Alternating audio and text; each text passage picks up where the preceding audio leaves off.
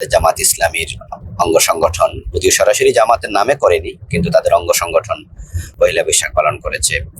এরপরে সরমনের পক্ষ থেকে কলরব শিল্প গোষ্ঠী এবং তাদের ছাত্র আন্দোলন পালন করেছে। এরপরে আমাদের কবি মুহিব খান অনেক আলেম ওলামাকে সাথে নিয়ে তিনি রাস্তায় নেমে পয়লা বৈশাখ পালন করেছেন। এভাবে আরো হেফাজত ইসলাম ওনারা অলরেডি চমৎকারভাবে একটি ঘোষণাও দিয়েছেন যে এটাকে যেন খরাফাত, বেদাত এবং শিরিক মুক্ত ভাবে উদযাপন করা হয়। এই জাতীয় র্যালিকে আমি এনকারেজ করব না, আমি বলবো না যে বৈশাখের র্যালি হোক। এখন ব্যাপার হলো যে আলেমরা এতদিন বিরোধিতা করলো, সে আলেমরা এবার পালন করলো, এ নিয়ে মানুষের মাঝে প্রশ্ন তৈরি হয়েছে। আমরা সবসময় পয়লা বৈশাখের বিরুদ্ধে কথা বলেছি এবং নববর্ষ বরণ নিয়ে আমরা জাতিকে সবসময় সতর্ক করেছি এবং আমরা মসজিদের মিম্বার থেকে বা বিভিন্ন মাহফিলের মঞ্চ থেকে আমরা বলেছি যে পয়লা বৈশাখ পালন করা নিষিদ্ধ, এটা হারাম এবং এটা কোনো কোনো ক্ষেত্রে আমরা শিরক বলেছি। আমরা কেন শিরিক বলেছি, হারাম বলেছি, এর কারণ কি? আজকে আলেমরা কেন করছে? এখন কি শিরিক হবে না?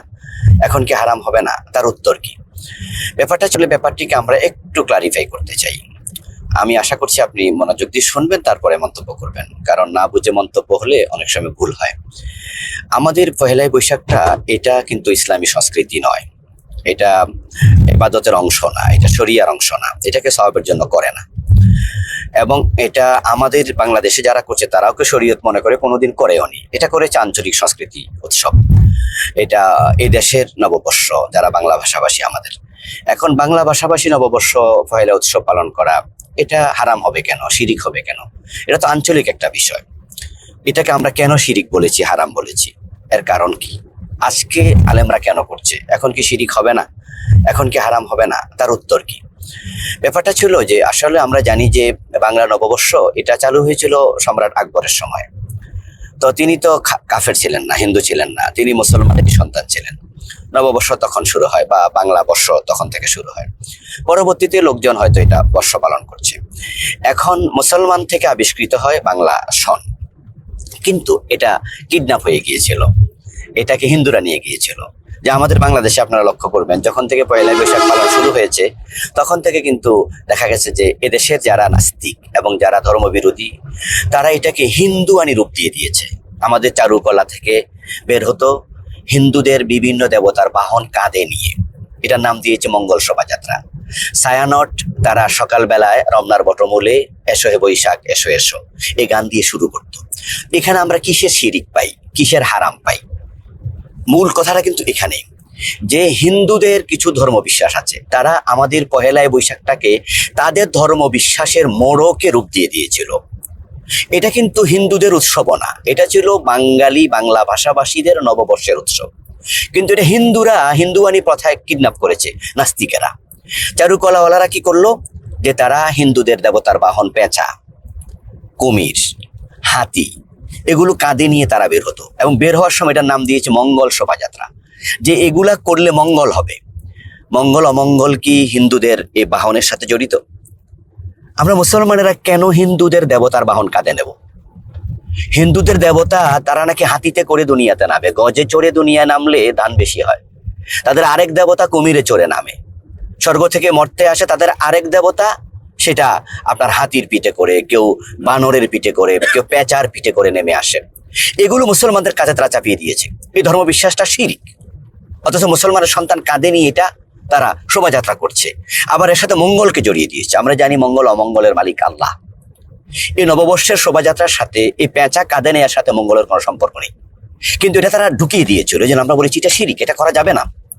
এবং বাংলাদেশে নববর্ষ পালনটা এই সিস্টেমে হয়েছে। আর যারা রমনার বটমূলে বসতো সকালবেলায়, তারা রবীন্দ্রনাথের সেই রঠা সঙ্গীত এসো হে বৈশাখ এসো এসো, এটাতে সমস্যা খুব একটা নেই। কিন্তু সমস্যাটা এক জায়গায় গিয়ে বিভাত হয়, সেটা হচ্ছে যে তারা সেখানে এক পর্যায়ে রবি সঙ্গীতে কি বলছে যে ঘুচে যাক ঝরে যাক গ্লানি, ঘুষে যাক জরা, অগ্নি স্নানে সূচি হোক ধরা। দেখেন কি বলছে, যে আগুন দিয়ে গোসল করালে পরে তারপরে দেখা যাবে আগুনের গোসলে ধরা হবে পবিত্র। সূচি মানে পবিত্র হওয়া। হিন্দুদের ধর্ম বিশ্বাস এখানে ঢুকিয়ে দিয়েছে। রবি সঙ্গীত দিয়ে শুরু করছে সকালবেলা, বৈশাখের মাঝে ডাকছে বৈশাখে কল্যাণ আছে। এই চিন্তার মাঝে আমরা শিরিক পাই। কিন্তু এমনিতে এসো হে বৈশাখ যদি কেউ গায়, সে বললো আমি এমনি গিয়েছি, কিন্তু আমি বৈশাখকে আহ্বান করিনি, এর সাথে কোনো কল্যাণ আছে আমি মনে করিনি, তাহলে শিরক হবে না। কিন্তু সে যদি মনে করে যে না বৈশাখ আসলে কল্যাণ হবে, এরপরে সে কি বলছে, ধরা যেন আগুনের গোছলে সে অগ্নি স্নানে শুচি হয়, পবিত্র হয়। এটা হিন্দুদের ধর্মবিশ্বাস। তাই তারা মারা গেলে হিন্দুদের লাশ পোড়ায়, মারা যাওয়ার পরে হিন্দুদের লাশ পোড়ায় তারা পবিত্র করে। তারা বলছে যে এটা যেন হবে বৈশাখের মাধ্যমে। এগুলো ঢুকিয়ে দেওয়ার কারণে আমরা আলেমরা বলেছি এটা শিরিক, এটা কবিরা গুনাহ, এটা হারাম। কিন্তু এবারে যে আলেমরা করেছে, তারা কি আলেমদের শোভাযাত্রা, কোনো মঙ্গল শোভাযাত্রা করেছে? আলেমরা করেনি, বৈশাখী রেলি করেছে। এবং আলেমরা বলেছে যে আমরা বৈশাখটা, এই নববর্ষ উদযাপনটা, এটা মুবাহ, এটা শিরিক হবে কেন যদি আমরা শিরিক না করি? এটা হারাম হবে কেন যদি হারাম মিশ্রিত আমরা না করি? তারা কি করেছে? তারা দেখিয়ে দিল যে আমাদের বাংলা নববর্ষ এটা আমাদের আপমর বাঙালির। এই জন্য তারা কি করলো? তারা বললো যে আমরা রেলি করব। তারা এখানে মঙ্গল শোভাযাত্রা করেনি, তারা এখানে এসে জাতীয় কোনো শিরিক করেনি। এই জন্য আমরা এখন বলছি যে আলেমরা যেটা করেছে এটা শিরিক হয়নি। এরপরও আমি কি বলবো, আমার পক্ষ থেকে বলা হলো একবারে পরিচিত আলেমদেরকে দিয়ে কাজ করানো মোটেও ঠিক না। কারণ এটা তো লগ্ভ, অপ্রয়োজনীয় কাজ। এর সাথে যেহেতু কোনো কল্যাণ জড়িত নেই, এই জন্য একবারে যারা ইসলামের প্রতিনিধিত্ব করে এমন পরিচিত মুখ, এমন আলেম ওলামা যেন এই রেলিতেও না যায়। এই বৈশাখটাকে আমরা যেন এভাবে পালন না করি যে মানুষ বিভ্রান্তিতে পড়ে। এই জন্য আমি পার্সোনালি এই জাতীয় রেলিকে আমি এনকারেজ করব না। আমি বলবো না যে বৈশাখে রেলি হোক, আমি বলবো না যে এই বৈশাখে এই জাতীয় উৎসব হোক। আমি মনে করি আলেম ওলামারা এই জাতীয় অনুষ্ঠান এড়িয়ে চলবে। এই বৈশাখ পালন করতে গিয়ে যদি আবার কেউ সীমা লঙ্ঘন করে, যেমন সে লাখ লাখ টাকা খরচ করে কাপড় চোপড় কিনেছে, এগুলো প্রয়োজনীয়। তবে কেউ যদি নতুন কাপড় কিনে, সে কবিরা গুনাহগার হবে না, কারণ কাপড় তো যে কোনো দিন কিনা যায়। এবং কেউ যদি বৈশাখ পালন করতে গিয়ে ইলিশ মাছ রান্না করে, ইলিশ মাছ খায়, এটা কবিরা গুনাহ হয়ে যাবে, এটা বলার কোনো সুযোগ নেই। কারণ যেহেতু ইলিশ মাছ রান্না করা তো জায়েজ। কিন্তু যদি কেউ মনে করে যে ইলিশ মাছ খাইলে সওয়াব হবে, এটা খাইলে কল্যাণ হবে, তাহলে আমরা বলবো সেদিন ইলিশ মাছও খাওয়া দরকার নেই, ইলিশ মাছ অন্যদিন খান।